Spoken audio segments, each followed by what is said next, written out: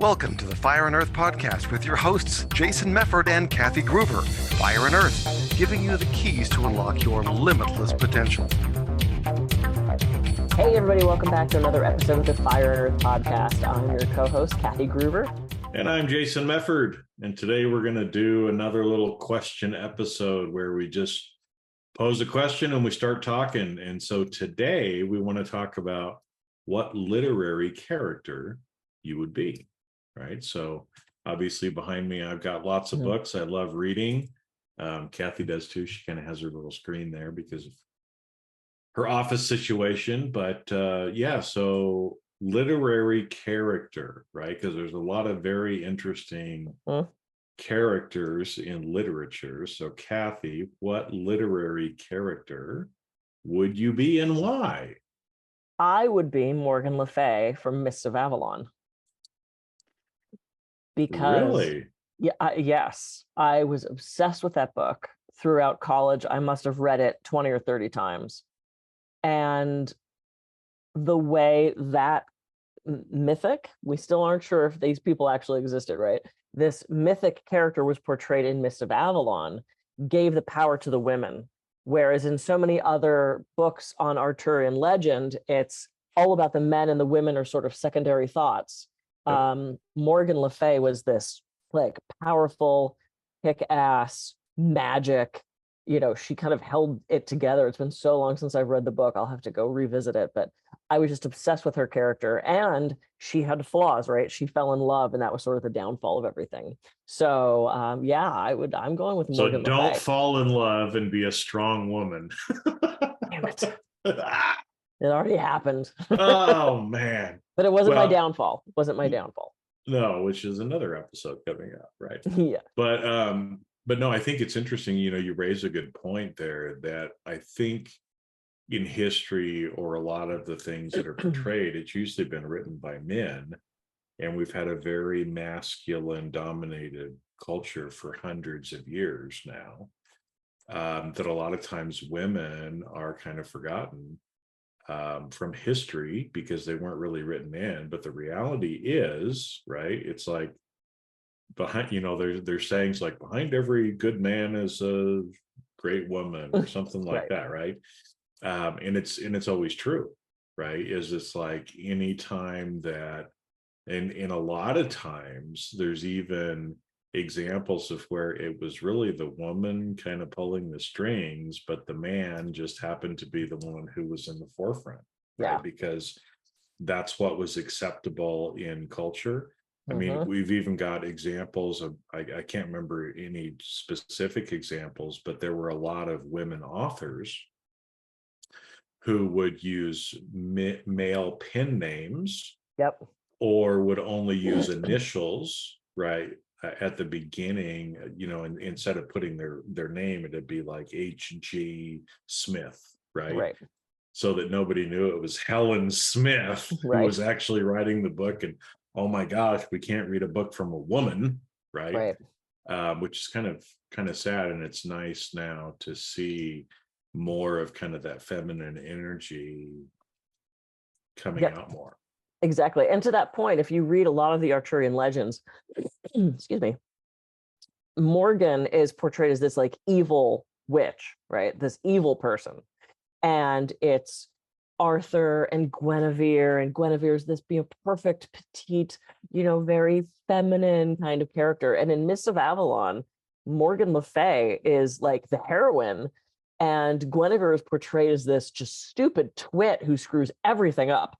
So, it kind of reverses these roles of what is considered appropriate feminine, right? So if you were powerful and, your own person, you were this evil witch. But if you were this demure kind of like loving, then that was okay. And what I love about Mists of Avalon is it flips that and makes Guinevere the idiot. And, Morgan Le Fay becomes the heroine of this to a certain extent. Well, and it's funny, there's little things like that in history that have always kind of downplayed the strong women. Yeah. Like you said, right? If a woman was strong, then she was, a witch. You're a witch. We got to burn you at the stake, or whatever. where if that same kind of thing was portrayed from a man, it was viewed as being strong and Yeah. all that kind of stuff. So it's interesting how, like you said, history has been written to downplay women, which is unfortunate. Yep. Yep. Even to the point of in religious texts and things like that, referring to women as virgins. It's like, hello. Right? It's like, yeah, I think most of those people probably weren't virgins, but we're gonna call them a saint and we're gonna label them as a virgin instead, when that's not necessarily what they were. So Exactly.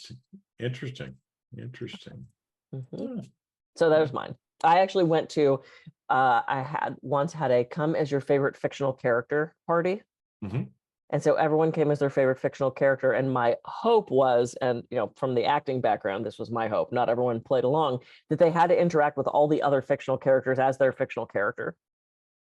Oh, wow. So it's like a little acting and party together, huh? So Morgan Le Fay's talking to Superman, and then Aunt F.A. and the uncle from Clue came in, or from Monopoly came in, and my friend came as Captain Spatula, which was a made-up superhero that he had invented. And we had all these people interacting as these different characters. It was so much fun. And I was Morgan Le Fay. Well, that's a little way of kind of doing alter ego kind of stuff. And we've talked about ego states before. Yeah. Too, where I think that's one example of trying to become who you want to really be and being the person you want to be. One of the tricks a lot of times is to act like that alter ego. Yep. Right. Embody that person, act like they would act, which is little learning tip for everybody too. So. Yeah, exactly. So, all right, Jason, what's your latest character? I don't know. You don't know? No, I don't have like a strong specific character. So I'll just throw one out there that kind of popped into my head, which is kind of funny. But I like some kind of non-traditional authors, and one of them is Charles Bukowski. And I don't know if you know who he is, but he was known for writing some kind of salacious material. Okay. In fact, he couldn't get published to begin with. So most of the stuff that he would do from a poetry standpoint or short stories were actually picked up by like underground porn mags and things like that, because that was the only people who would publish him. Right. Wow. But he had a really interesting life, because he worked at the post office for like most of his life. He was an alcoholic, typical like artist kind of person, right? And finally was able to hold down a job with the post office, and kind of retired from the post office at about 50. And that was when he actually started being commercially successful. So what's funny is the end of one of his first books, I think it's called Post Office, if I remember right, it's this whole story about this guy working at the post office, and then at the end he leaves the post office and writes a book.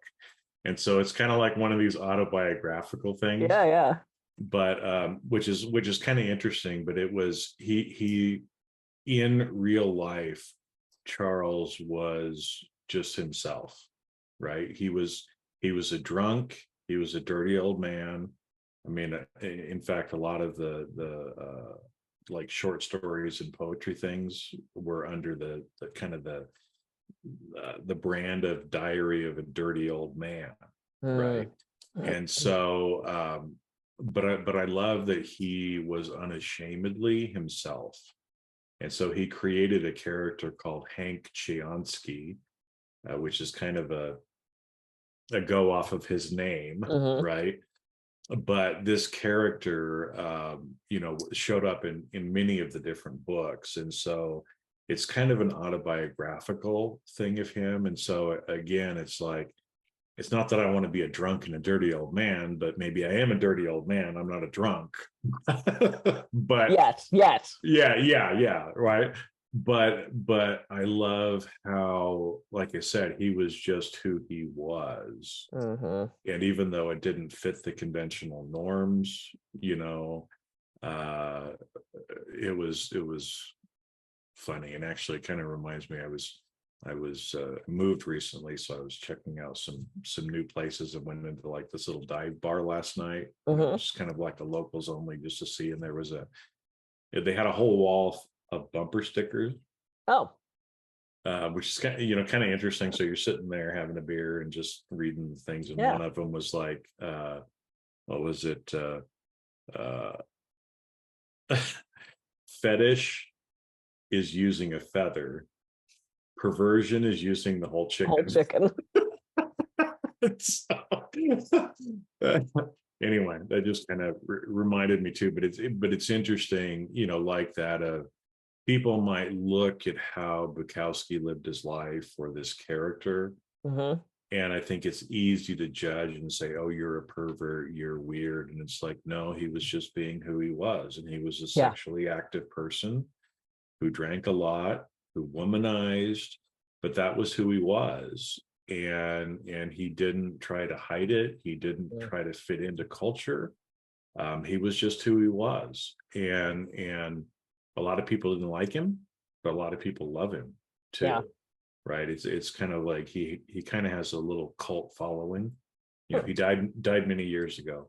But yeah, there's still kind of a cult Interesting. following for his stuff. So, So it sounds like this idea of being unapologetically you, right? Just mhm. being your authentic self, Mhm. which is what literature should, you know, uh, people write things to affect change, to spark feelings or thoughts in the people that are reading their material.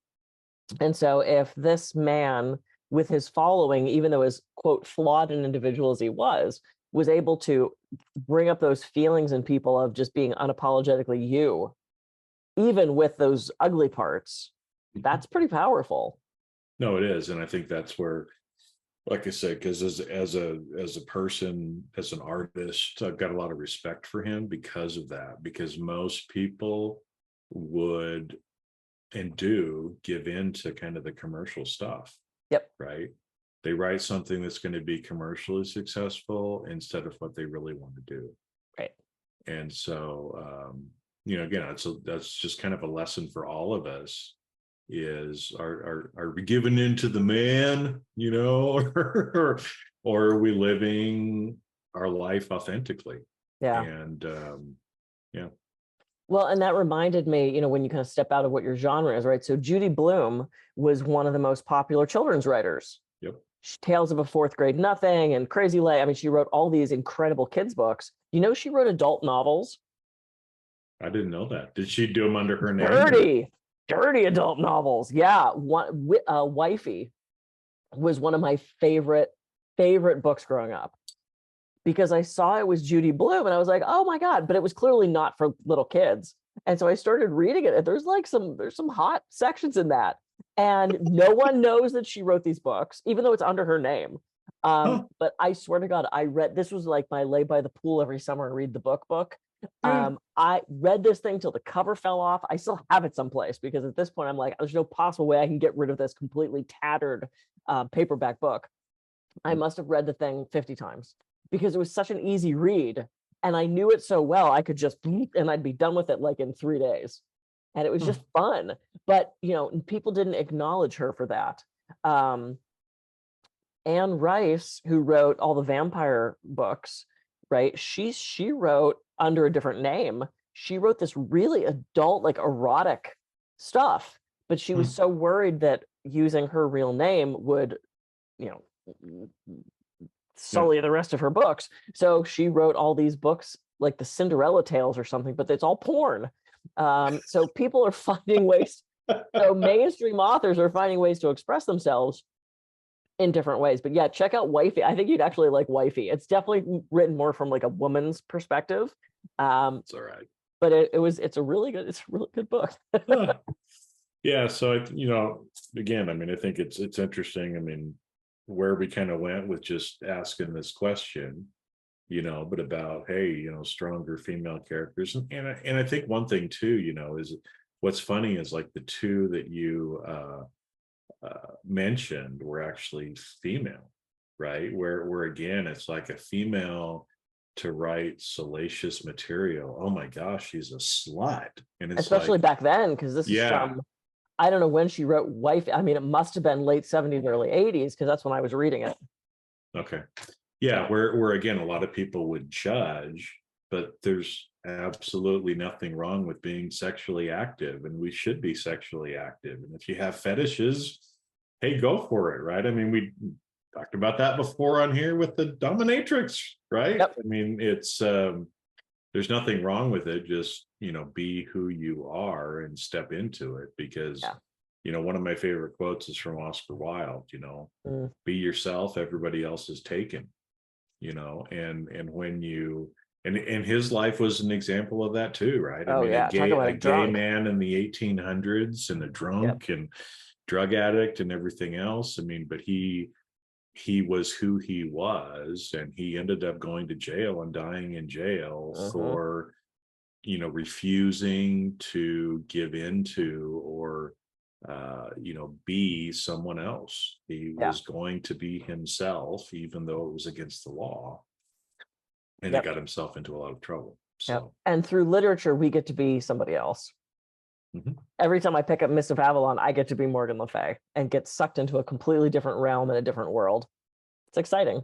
Well, and hopefully, again, as we do that and we spend time, if you will, with these characters, it will give all of us the courage to be more like that character, if that's who you want to be, right?